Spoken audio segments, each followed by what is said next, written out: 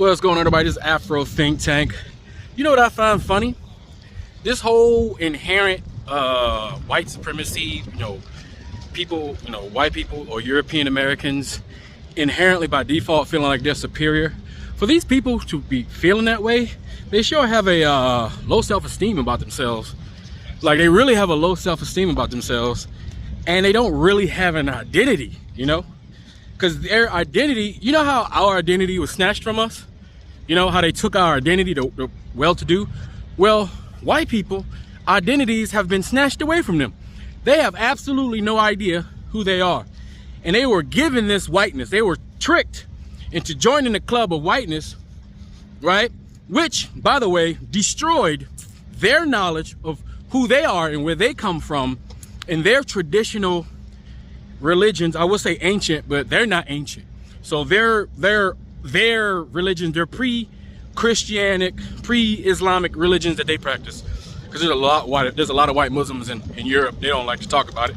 But we're getting to the point where the weapon of in the age of information, the weapon of mass destruction, which I have to give China, listen, I gotta give China their props, bro. They got the ultimate revenge on their arch enemy, the European. They got the ultimate revenge, right? I'm gonna say the greater Asian body, right? Because remember, Europeans dropped nukes, right? Weapons of mass destruction on Japan, right? Even though Japan and China hate each other, I'm putting them in together as Asians because they're one group, right? They're a group of many different Asians, right? But the Chinese, their weapon of mass destruction in the age of information is TikTok. Let me tell you, now they would never let a monster like TikTok in their country. No way. Because, their country, they control everybody. Nobody in China is a citizen. They're all subjects to the Chinese government. Look, America's a million times better than China. I'm just gonna throw that out there. But Chinese people, the Chinese government, because I know it's the government, right, released TikTok, a weapon of mass destruction of the European Americans, Europeans, Jews, the psyche of Europeans. Like, this is the most destructive. Like, TikTok is the most destructive weapon of a weapon ever unleashed upon white people, because it allowed normal people to talk. You see, TikTok is not like YouTube. YouTube, you have creators, right? They create or they react, they do all these things, right? It's a platform which people come to watch. 90% of the people come to watch. TikTok is different because TikTok made it so all your little editing tools are right there, nice and simple. So now TikTok is basically the town square, right? TikTok is the town square, but it's like the world's town square. The entire world can talk to each other easily every day on TikTok. So now these white people who've been taught generation after generation after generation that they're a special, omnipotent group of people who are far superior to everybody else for whatever reason, all the lies, all the centuries of lies that's reinforced and layered upon top of layer. These white people in America were never taught about slavery. They were never taught the truth about slavery. They were never taught the truth about how society works. They weren't taught the truth about how America was created. They weren't taught the truth about nothing, right? So they walk around here looking crazy when they come out their mouth talking the truths that they know, right? That they think truth, they find to be to be real. And then they find out that everything that they believe is bullshit. That there's absolutely nothing superior about them at all, right? That the people that they thought they were better than are the ones who invented all this shit that they equate or take credit for as being a part of the West, which means white. Like, and now they're realizing that the same people, right? The same people, how y'all doing? The same people that told them that they were the best thing since sliced bread, right? The same people who they didn't mind when those people were persecuting and doing things wrong to black people, brown people. They're starting to realize, well, shit, the same people do the same shit to us. But see, they were so brainwashed, when the police go kill a white teenager, right, and get away with it, they don't think nothing of it. When the police go and arrest those white thugs, they don't think nothing of it, right?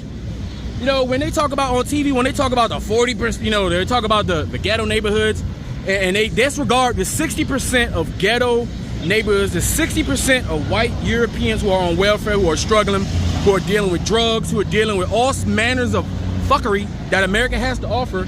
They didn't think for 1 minute that the people that are creating an environment for them to have to suffer like that are the same ones that did this shit to us. They didn't realize that they're also a victim of white supremacy. They're also a victim of racism. And they're coming to that conclusion. And you know what? The most dangerous, see, black people, we always been pretty much woke for the most part, right? Because we didn't have the luxury to be padded with a fake, false American history, a fake, false white Western history. What's going on, man?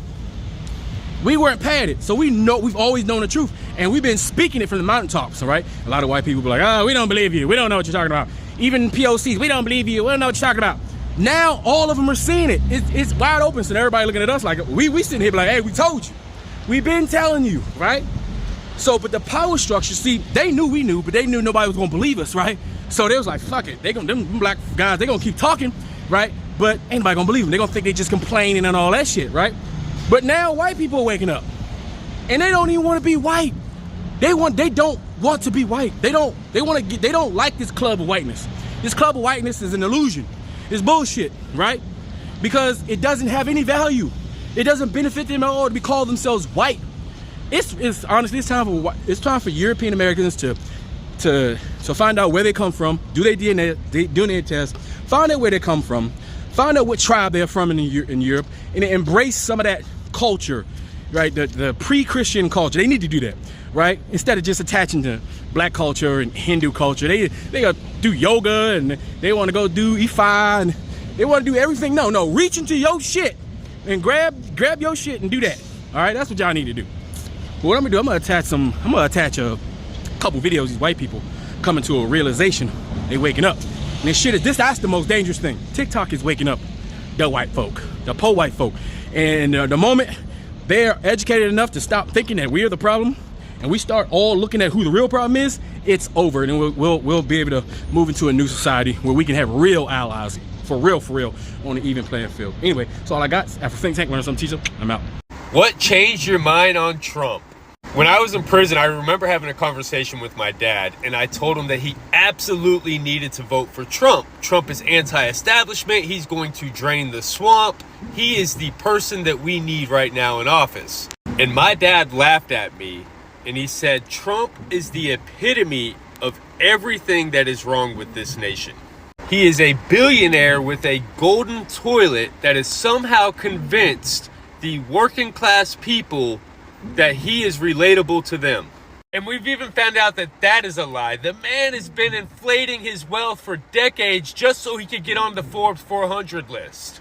Everything he tells us is a lie. But ultimately, I read books. Now, initially, when I read these books, it was not with the intention of becoming educated or switching sides. It was the intention of being well-versed in the debate whenever I had to defend Trump or become a Trump or Republican apologist. And in that process, I read a book by Michelle Alexander called The New Jim Crow, and it forever changed my mind and perspective. And this stat right here absolutely blew my mind. 1 in 3 black males carry a convicted felon label.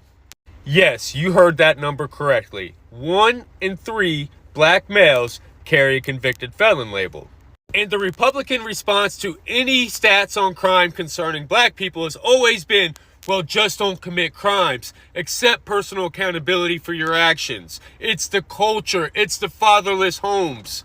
But the one thing Republicans will never admit that it is, systemic racism. And if systemic racism doesn't exist, then that just means black males are inherently evil with the proclivity to commit crime.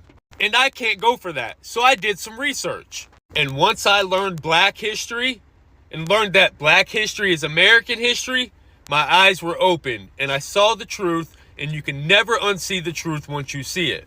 Mass incarceration became modern day slavery. Our Constitution currently has slavery still legal in it. The 13th Amendment says the abolishment of slavery except when punishment for a crime. Slave labor was such an integral part of the economy, particularly the Southern economy, that once slavery was abolished, the economy was going to collapse. We had the 1866 Civil Rights Act, which was supposed to ensure that black people could enter into contracts, sue or be sued, own, sell, purchase, lease property. But of course, there were loopholes in which state sovereignty allowed the racism to continue on. And we had convict leasing, black reconstruction, Jim Crow segregation. And people will say, Danny, well, that was so long ago. That's not happening today. But is it? Is it really that long ago? Is it not happening today? What were some attributes of Jim Crow segregation? Black people were disenfranchised. They had poll taxes and literacy exams in order to be able to vote. Although most white people would not give them the education, nor did they have the money to pay. We had black people relegated to living in certain areas, sitting in certain seats on a bus, drinking from certain water fountains. Could not get jobs, could not get education, could not get housing. Well, right now in 2023, what group of people can you still legally do that to? Convicted felons. Now, do you think it's a coincidence that 1 in 3 black males carry a convicted felon label? I think not. Then I became a convicted felon myself, and I saw it firsthand. I got a small glimpse into what black people have been dealing with for centuries for none other than being black.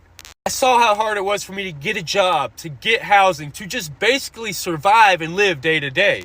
And that's when it hit me. I realized that I was voting or supporting a party against my best interest because that party doesn't even want me to vote.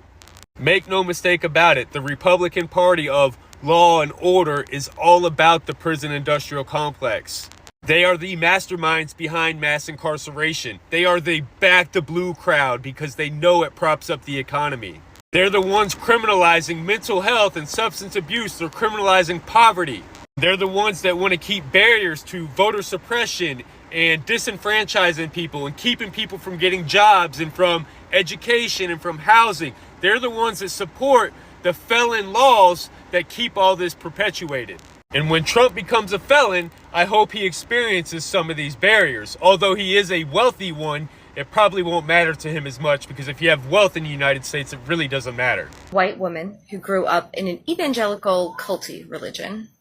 As I educate myself, though, I really get stuck on this one point. White Christians would go to church on a Sunday wearing a cross around their neck to worship a martyr god who was crucified by being nailed to a cross, to be publicly tortured to death for political reasons. And then those same Christians would leave church with a picnic to go to a public lynching.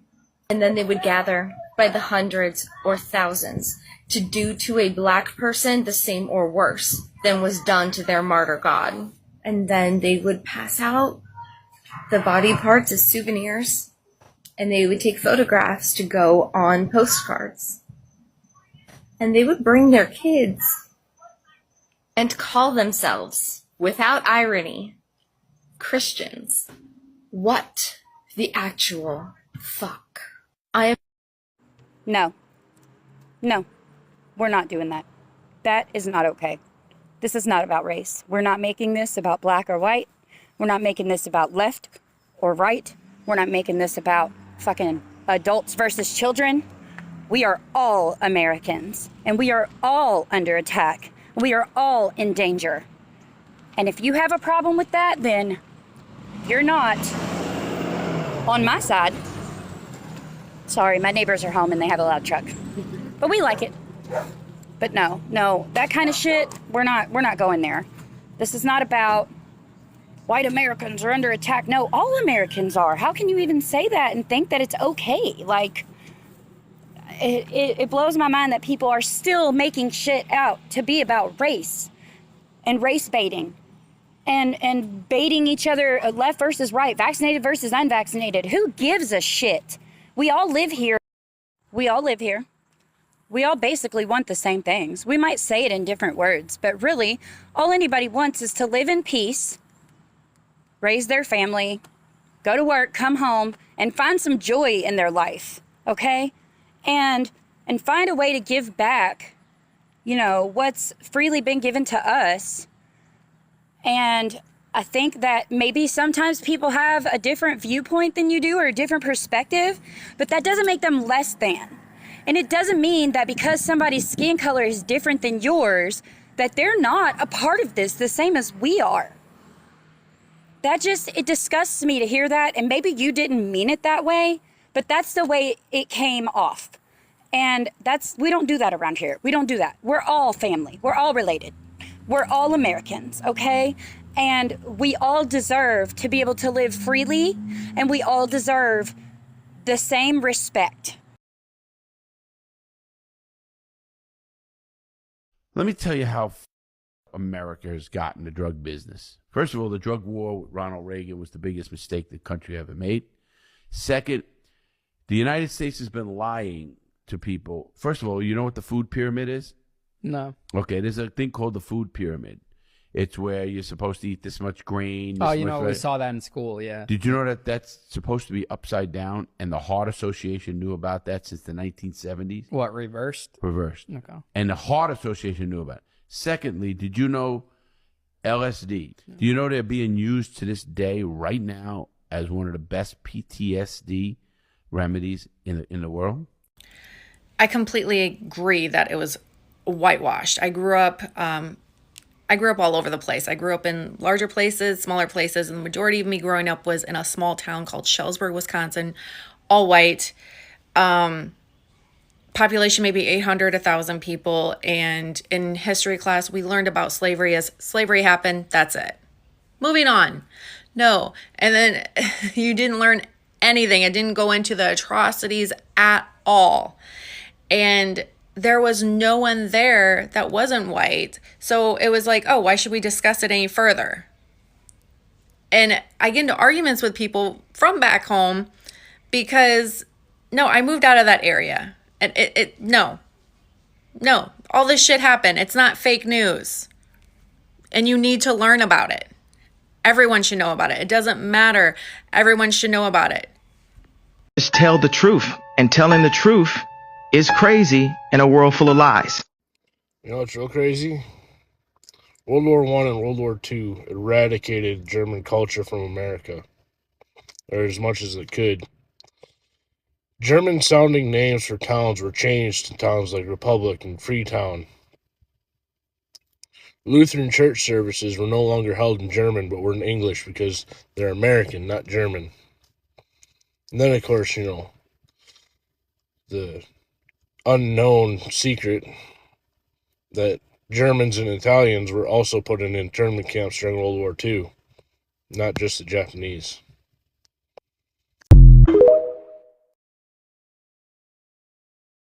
White privilege does not exist, it isn't true. The education system is lying to you. There are white people in prison and they let off O.J. Simpson. Don't you think that Jaden Smith is privileged too? This is your white privilege showing through? You really think that this doesn't apply to you?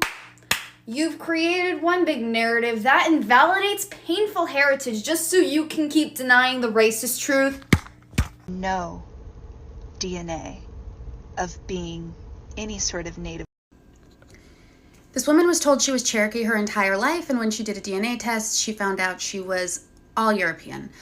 This kind of thing fascinates me, and I'd like to get into why people lie about race. Here's some things that I found. When the Civil War started, Southerners started making false equivalencies and comparing themselves to the 5 tribes that were affected by the Trail of Tears, such as the Cherokee. That's when the lying started. They started comparing the U.S. government taking away their slaves to ethnic cleansing, basically. Then in the early 1900s, when the U.S. government said they were going to sort of pay back the Cherokee people for the crimes committed against them, people started lying even more. So this is just the tip of the iceberg. There's a lot of reasons why people lie about race, and maybe I'll talk about them more in another video.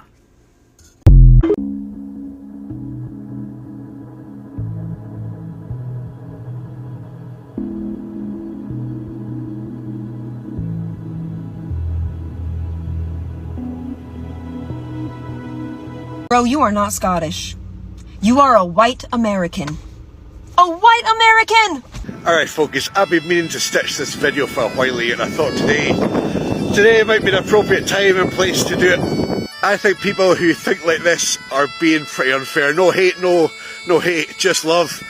I like your content and stuff, but I think you're being a bit harsh.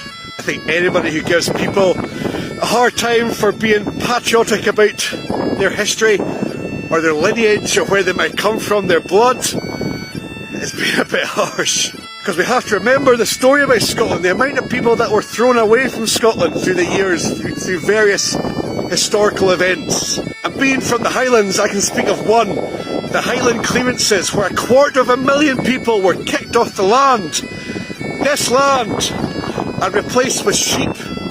So those 250,000 people, they had to go somewhere, and most of them got on some boats, and they went to places like America. That is why sometimes there's actually more pride, more identity, more love for clan life and Highland life than there is here. Because the Highlanders were not here anymore. We were moved off. I'm a Viking, I came the other way. But everybody here left hundreds of years ago.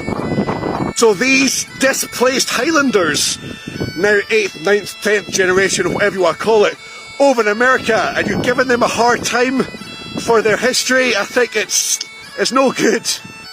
Because when it came down to it, say the clan way of living would come back, and they're looking for new clan chiefs and clan leaders. They wouldn't be looking here for a clan chief or a clan leader. Guess where they'd be going? They'd be going over to America to find their clan chief and to find the blood of that clan line. So you being 8th, 9th, 10th generation American, over in America, maybe never even been to Scotland, you have more claim to that title than I do. So I say this to you, if you are a 10th Scottish, 20% Scottish, whatever, you be proud. You be proud of that, and you shout it from the bloody mountaintops. I want you to take a look at this real quick.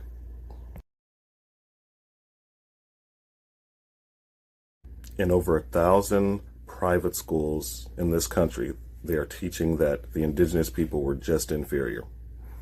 They're teaching that Nelson Mandela was a terrorist.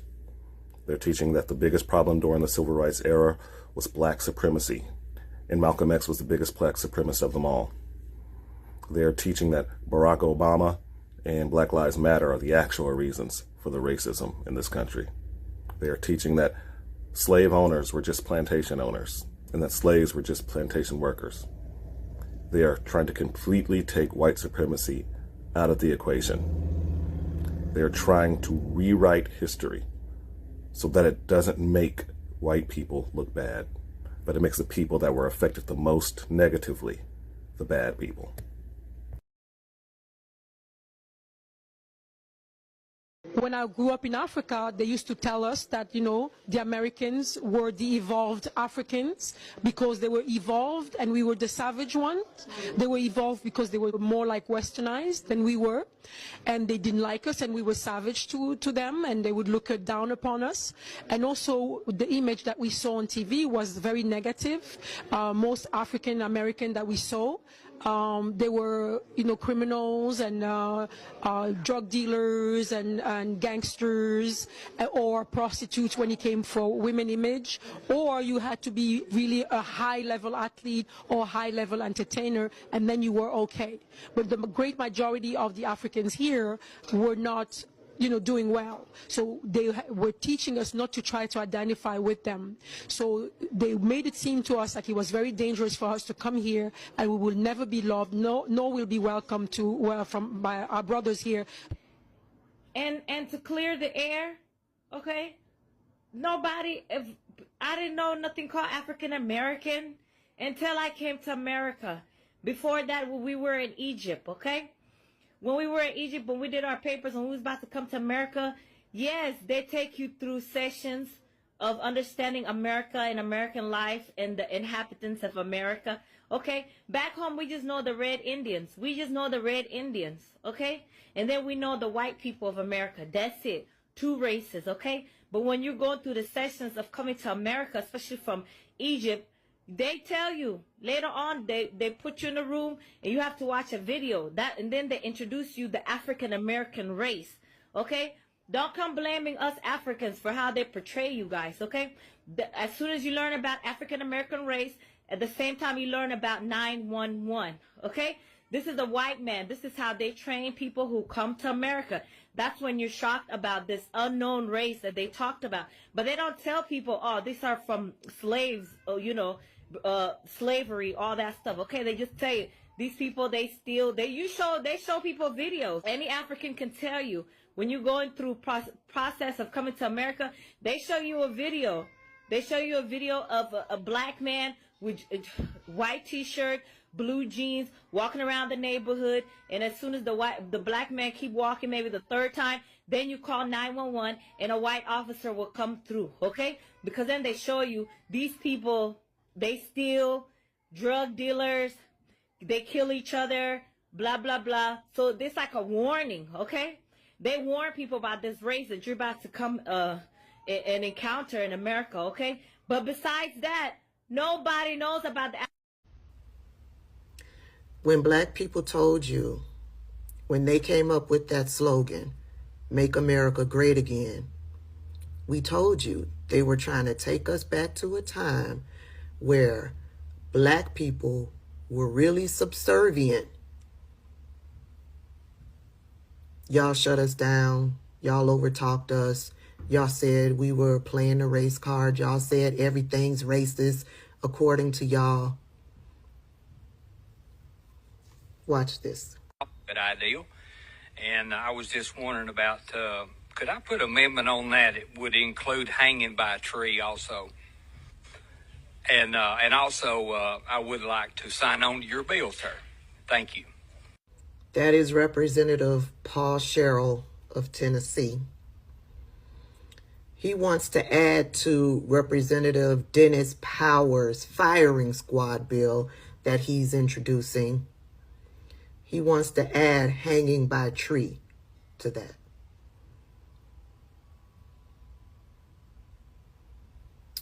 Black people, you better wake up.